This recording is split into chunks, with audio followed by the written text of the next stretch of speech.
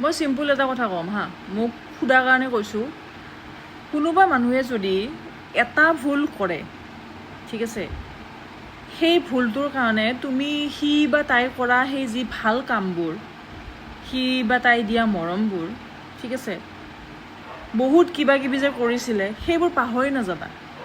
সেই এটা ভুলৰ কাৰণে ইমান ভাল কাম কৰি থৈছে, সেইবিলাক পাহৰি নাযাবা, ঠিক আছে।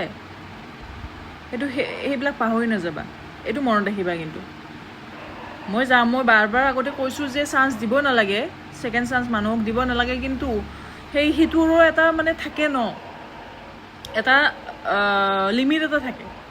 কোনোবা মানুহ এজনে তোমাৰ কাৰণে বহুত কিবা কিবি কৰিছে আৰু খঙতে কোনোবা দিনাখন কিবা এটা ভুল কৰি দিলে, মই চিট কৰাৰ কথা কোৱা নাই, কিন্তু মনত ৰাখিবা সেইটোতো আৰু কোনো মাফি নাই।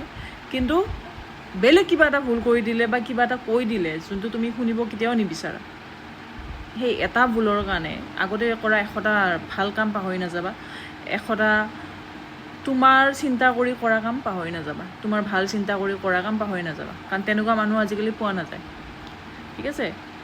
গতিকে মই সেইটোৱে ক'ম, যদি তোমাৰ কাৰণে বহুত কিবা কৰিছে আগতে, ইমান ভাল ভাল কাম কৰিছে তোমাৰ কাৰণে, তুমি যাতে হেপ্পী থাকা, তোমালোকৰ ৰিলেশ্যনশ্বিপটো যাতে ঠিকে থাকে, আৰু তাৰ পিছত কিবা এটা ভুল কৰি দিলে সৰু সুৰা বা ডাঙৰেই হওক, মাফ কৰি দিবা।